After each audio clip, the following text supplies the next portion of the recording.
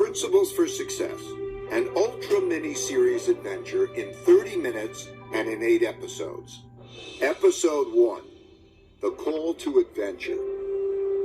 Before we begin, let me just establish the fact that I don't know much relative to what I need to know. Whatever success I've had in life has more to do with my knowing how to deal with my not knowing than anything I know.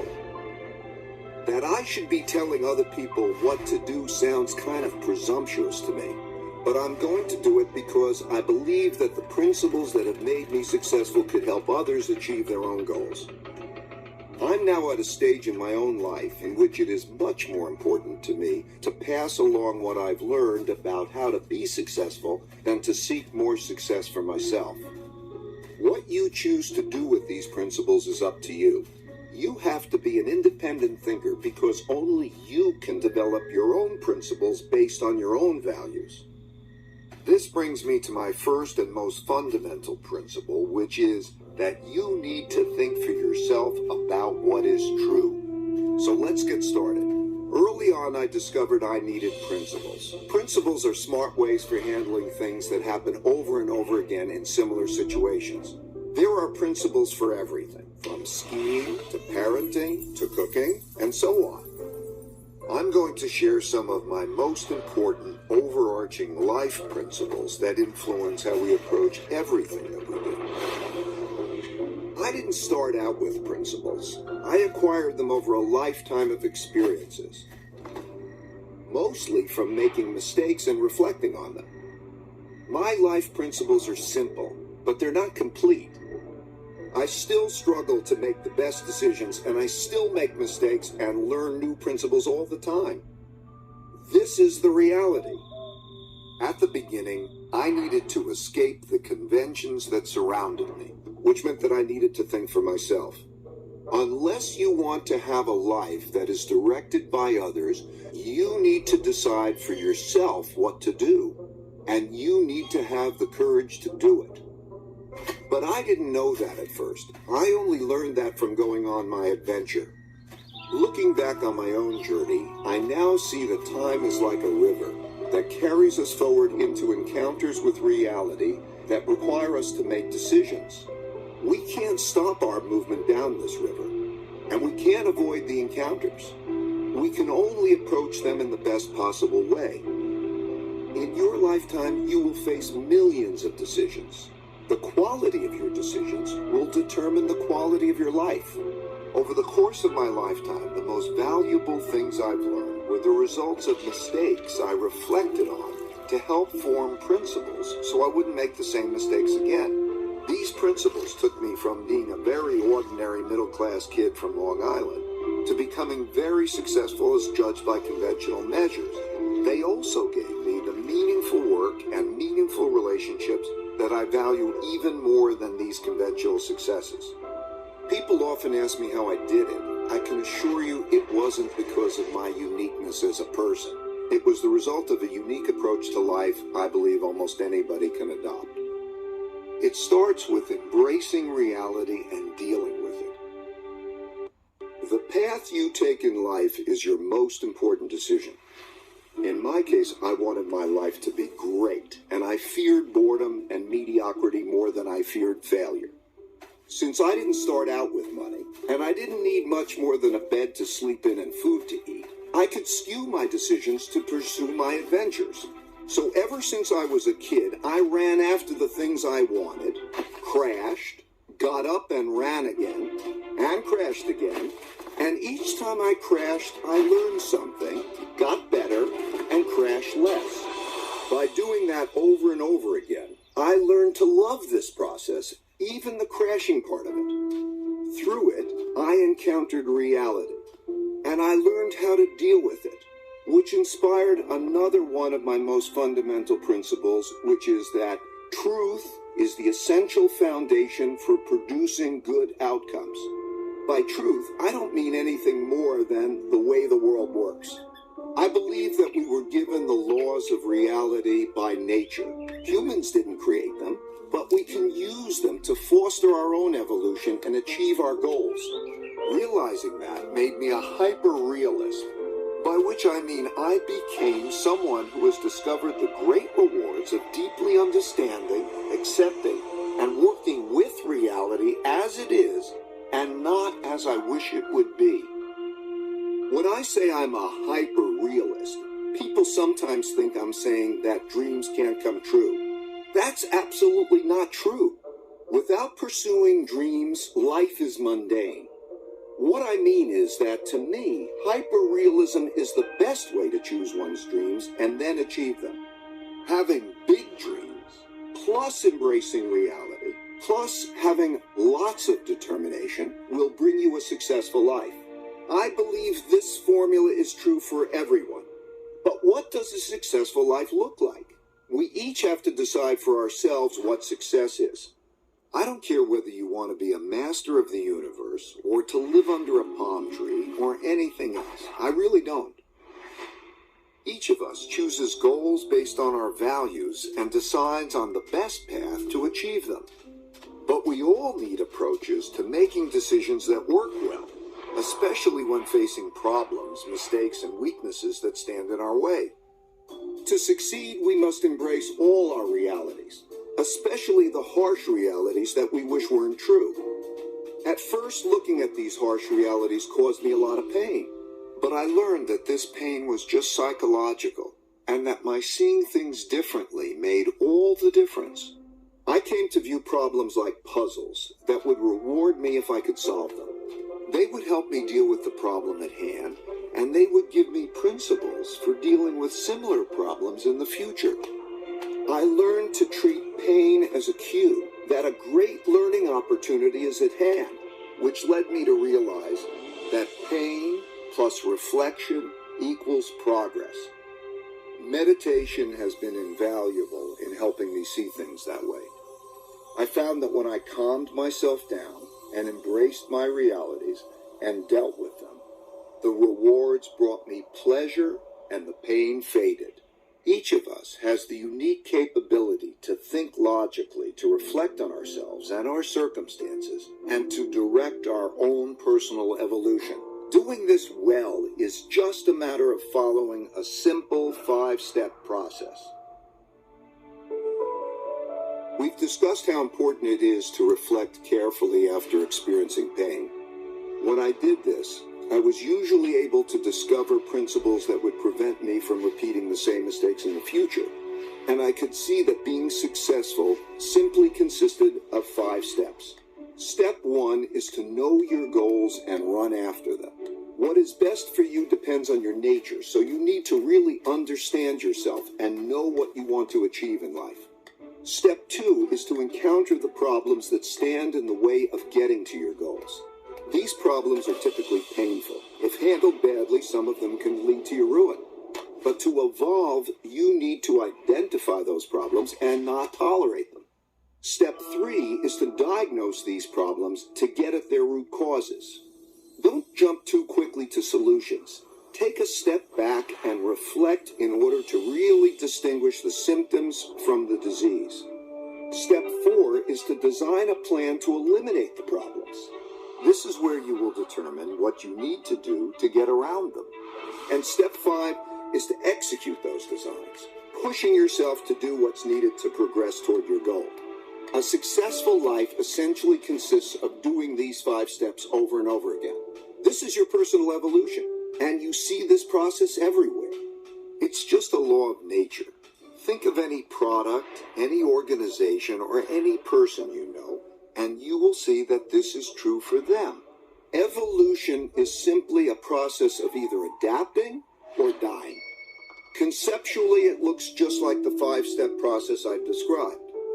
As you push through this often painful process, you'll naturally ascend to higher and higher levels of success. I found that when I did it better, my struggling never became easier, because the more capable I became, the greater the challenges I would take on. Because different people are strong and weak at different things, most people can't do all 5 steps well. Not facing this reality means you could stretch further than you should. And as the heights get greater, your falls could also be greater. Sometimes terrible things happen to all of us in life. They can ruin us, or they can profoundly improve us, depending on how we handle them. Something like this happened to me in 1982. We progress forward until we encounter setbacks.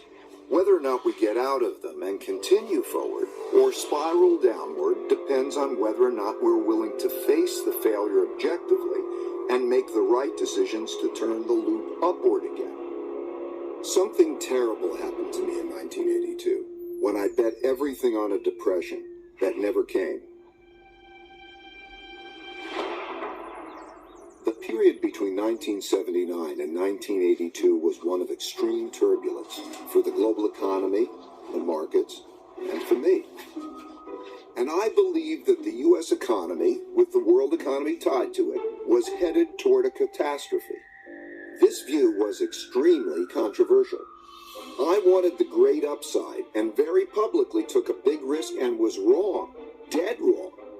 After a delay, the stock market began a big bull market that lasted 18 years, and the U.S. economy enjoyed the greatest growth period in its history. This experience was like a blow to my head with a baseball bat.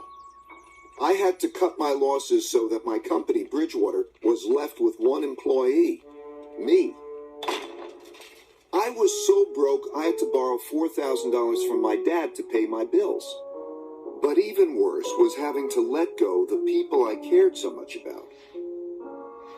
I wondered whether I should give up my dream of working for myself and play it safe by working for someone else in a job that would require me to put on a tie and commute every day. Though I knew that for me, taking less risk would mean having a less great life. Being so wrong, and especially being so publicly wrong, was painfully humbling. I am still shocked and embarrassed by how arrogant I was in being totally confident in a totally incorrect view. Though I'd been right much more than I'd been wrong, I had let one bad bet erase all my good ones. I thought very hard about the relationship between risk and reward and how to manage them. But I couldn't see a path forward that would give me the rewards I wanted without unacceptable risk. This kind of experience happens to everyone. It will happen to you.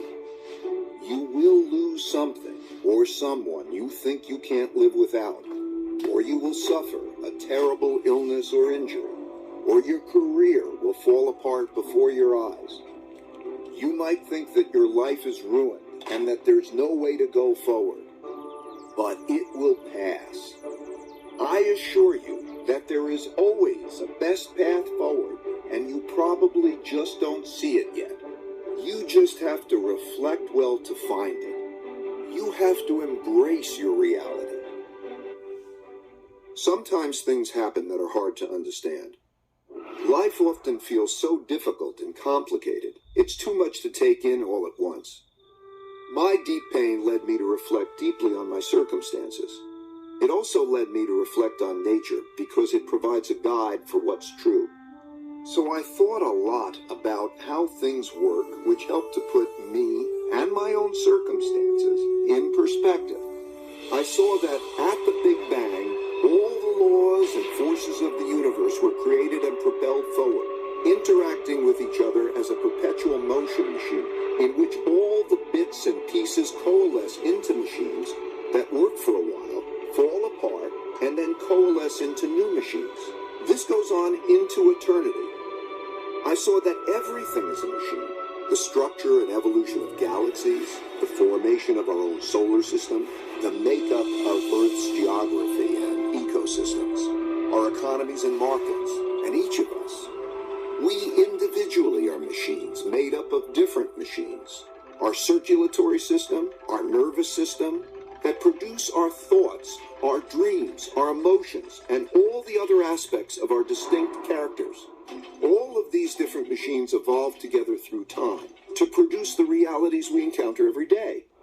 And I realized that I was just one tiny bit in 1 nanosecond deciding what I should do. While that perspective might sound very philosophical, I found that it was very practical because it showed me how I could deal with my own realities in a better way. For example, I observed that most everything happens over and over again in slightly different ways. Some in obvious short-term cycles that are easy to recognize, so we know how to deal with them, like the 24-hour day. Some so infrequently that they haven't occurred in our lifetimes, and we're shocked when they do, like the once-in-a-100-year storm. And some we know exist, but are encountering for the first time, like the birth of our first child. Most people mistakenly treat these situations as being unique and deal with them without having proper perspective or principles to help them get through them. I found that if instead of dealing with these events as one-offs, I could see each as just another one of those and approach them in the same way a biologist might approach an animal, first identifying its species, then drawing on principles for dealing with it appropriately. Because I could see these events transpire in pretty much the same ways over and over, I could more clearly see the cause-effect relationships that governed their behaviors, which allowed me to develop better principles that I could express in both words and algorithms. I learned that while most everyone expects the future to be a slightly modified version of the present, it is typically very different.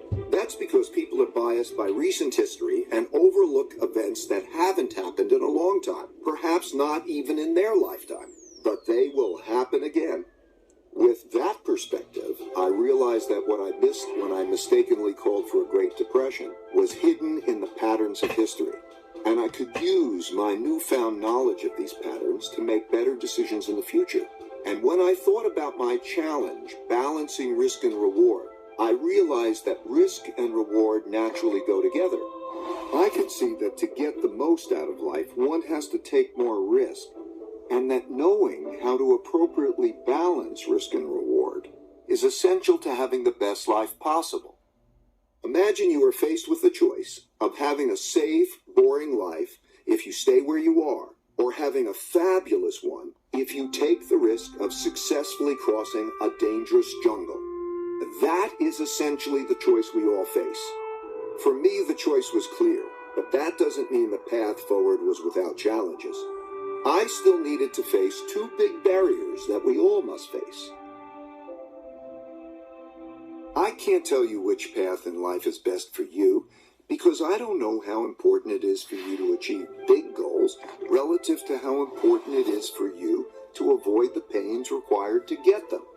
This is the courage I spoke of earlier, and we each have to feel these things out for ourselves. After my big mistake in calling for a depression, I had come to one of life's forks in the road, as we all do. If I made the choice to take a normal job and play it safe, I would have ended up with a very different life than the one I had. But as long as I could pay the rent, put food on the table, and educate my kids, the only choice for me was to risk crossing the jungle in pursuit of the best life possible. My big mistake in betting on a depression gave me a healthy fear of being wrong. In other words, it gave me deep humility, which was exactly what I needed. At the same time, it didn't stop me from aggressively going after the things I wanted. To succeed, I needed to see more than I alone could see. But standing in my way of doing that were the two biggest barriers everyone faces: our ego and blind spot barriers. These barriers exist because of how our brains work. First, let's explore the ego barrier. When I refer to your ego barrier, I'm talking about the parts of your brain that prevent you from acknowledging your weaknesses objectively, so that you can figure out how to deal with them. Your deepest seated needs and fears reside in areas of your brain that control your emotions and are not accessible to your higher level conscious awareness. And because our need to be right can be more important than our need to find out what's true, we like to believe our own opinions without properly stress testing them. We especially don't like to look at our mistakes and weaknesses. We are instinctively prone to react to explorations of them as though they're attacks. We get angry, even though it would be more logical for us to be open to feedback from others. This leads to our making inferior decisions, learning less, and falling short of our potentials. The second is the blind spot barrier. Everyone has blind spots. The blind spot barrier is when a person believes he or she can see everything. But it's a simple fact that no one alone can see a complete picture of reality. Naturally, people can't appreciate what they can't see. Just as we all have different ranges for singing, hearing pitch, and seeing colors, we have different ranges for seeing and understanding things. For example, while some people are better at seeing the big picture, others excel at seeing details. Some are linear thinkers, and others are more lateral. While some are creative but not reliable, others are reliable but not creative, and so on. Because of how our brains are wired differently, everyone perceives the world around them differently. By doing what comes naturally to us, we fail to account for our weaknesses, and we crash. Either we keep doing that or we change. Aristotle defined tragedy as a terrible outcome arising from a person's fatal flaw. A flaw that, had it been fixed, would have instead led to a wonderful outcome. In my opinion, these two barriers are the main impediments that get in the way of good decision-making. Taking risks and occasionally being ruined wasn't acceptable, and neither was not taking risks and not having exceptional results. I needed an approach that would give me the exceptional upside without also giving me the exceptional downside. When I discovered it, it turned out to be my holy grail. To get it, I needed to replace the joy of being proven right with the joy of learning what's true. This need prompted me to seek out the most thoughtful people I could find who disagreed with me. I didn't care about their conclusions. I just wanted to see things through their eyes, and to have them see things through my eyes, so that together we could hash things out to discover what's true. In other words, what I wanted most from them was thoughtful disagreement. Going from seeing things through just my eyes to seeing things through the eyes of these thoughtful people was like going from seeing things in black and white to seeing them in color. The world lit up. That's when I realized that the best way to go through the jungle of life is with insightful people who see things differently from me. Think about the 5-step process I described earlier. As I said, because we are wired so differently, not everyone can do all the 5 steps well. But you don't have to do them all alone. You can get help from others who are good at what you're not, who are wired to perceive things you can't. All you need to do is let go of your attachment to having the right answers yourself, and use your fear of being wrong to become open-minded to these other views. In this way, you could point out the risks and opportunities that you would individually miss. I found that taking this radically open-minded approach and believability weighting people's thinking significantly increased my probabilities of making the best decisions possible. This enabled me to ascend to greater heights and greater challenges. In the past, I would have always wanted to do what I myself thought was best. But now I sought out the strongest independent thinkers I could find. I still do. There is nothing better to be on a shared mission with extraordinary people who can be radically truthful and radically transparent with each other. This approach led me to create a company with a unique idea meritocracy, operating in a unique way that produced unique successes. In an idea meritocracy, you get the best of everybody. Everyone thinks independently. Then we work through our disagreements to get at what's best. However, not every opinion is equally valuable, and we had to learn to distinguish between good ideas and bad ones to get the best decisions. In other words, we needed to believability weight people's thinking. But that's another story I will explain in my work principles. Right now, there are many wonderful opportunities and dangerous risks surrounding you that you don't see. If you saw them, free of the distortions produced by your ego or your blind spots, you would be able to deal with them more effectively. If you could acquire this ability, and with practice you can, you will radically improve your life. So far, I described how I learned to confront my own realities, my problems, my mistakes and weaknesses, and how I surrounded myself with others who could do things better than I could. This was the most effective way I discovered for making great decisions. This is not the normal way of being, but through this approach, I became very successful. And being successful enabled me to meet extraordinarily successful people and see how they think. I've discovered that their journeys were similar to mine. You might not know it, but they all struggle, and they all have weaknesses, that they all get around by working with people who see risks and opportunities that they would miss.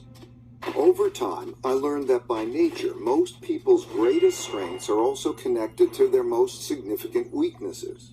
And striving hard for big things is bound to lead you to painful falls. It's just part of the process. Such setbacks will test you. They sort people. Some think hard about what caused their setbacks, learn lessons, and continue progressing toward their goals, while others decide that this game is not for them and get off the field. I've come to realize that success is not a matter of attaining one's goals. I found that when I reached each new higher level of success, I really remained satisfied. The things we are striving for are just the bait. Struggling to get them forces us to evolve, and it is this struggle toward personal evolution with others that is the reward. I no longer wanted to get across the jungle, but instead wanted to find greater and greater challenges to go after. Surrounded by great people, working together on a shared journey. Eventually, the success of the mission and the well-being of the people alongside me became more important than my own success. I also started to see beyond myself and wanted others to be successful when I'm no longer here.